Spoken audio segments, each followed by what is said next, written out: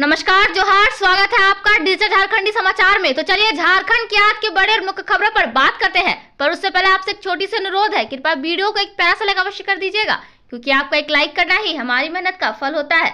तो चलिए शुरुआत करते हैं आज की पहली और बड़ी खबर से।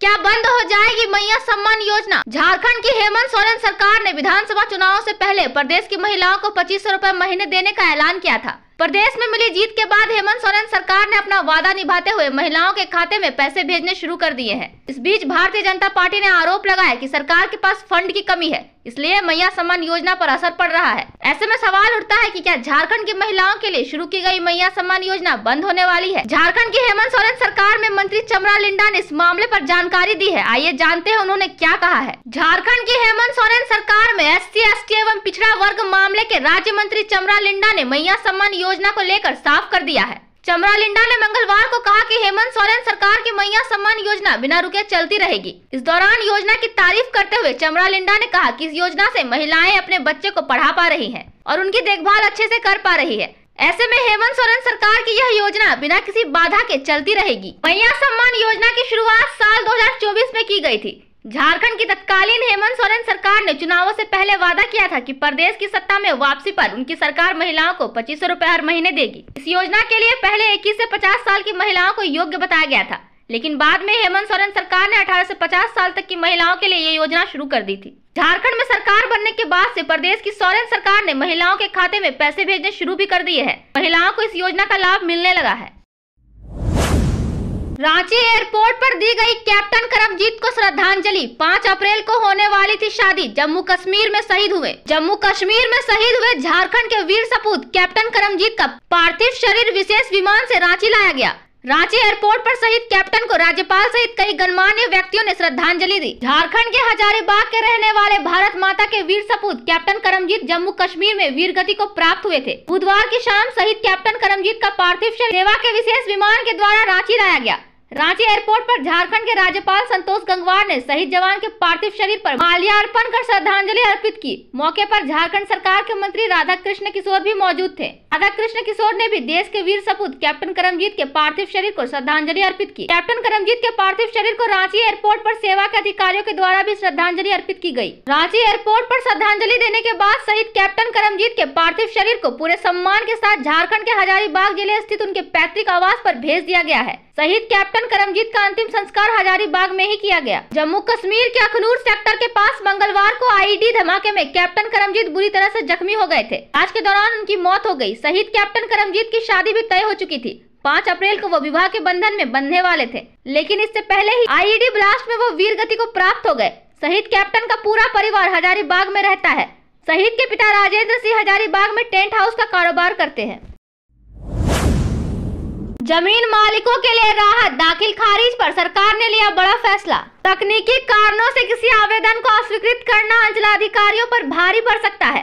प्रदेश के भू राजस्व मंत्री दीपक बिरुवा ने निर्देश दिया है कि रैयतों के आवेदनों को बेवजह रिजेक्ट करने पर अंचलाधिकारी कार्रवाई के दायरे में आ जाएंगे। इसके साथ ही अंचलों में दाखिल खारिज से संबंधित मामलों पर आवेदनों की अस्वीकृति या आपत्ति के कारणों को CO को 50 शब्दों में ठोस बातें लिखकर स्पष्ट कारण बताना अनिवार्य है। बिरुवा ने कहा कि कई बार तकनीकी कारणों से झार भूमि साइट नहीं खुलने की बातें लिखकर अंचल अधिकारी आवेदनों को जिस तरह रिजेक्ट करते रहे हैं, ऐसा बहाना अब नहीं चलेगा।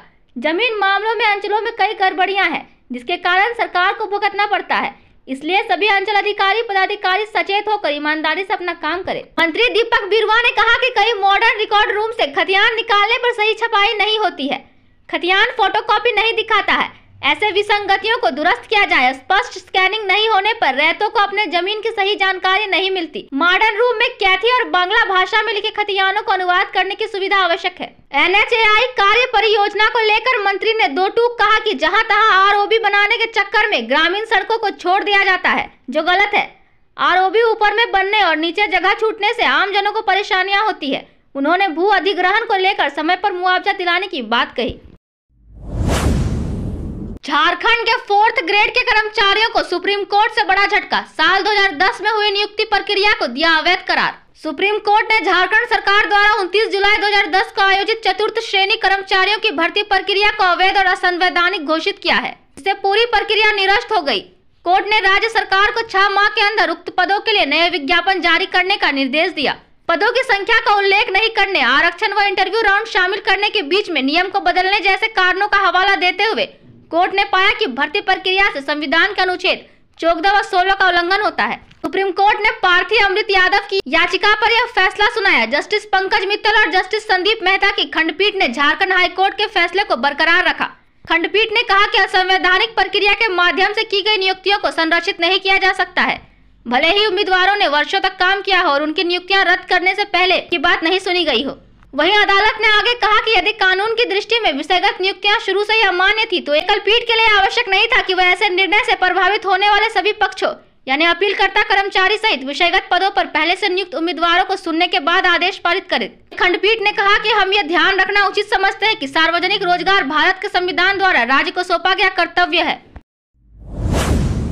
टमाटर की बम्पर पैदावार किसानों के लिए बनी मुसीबत, कमाई से ज्यादा सब्जी तोड़ने का खर्च, किसानों ने खेत में छोड़ी फसल। झारखंड में इस बार टमाटर की बम्पर पैदावार हुई, लेकिन गिरते दाम और सरकारी मदद की कमी से किसान भारी नुकसान में है।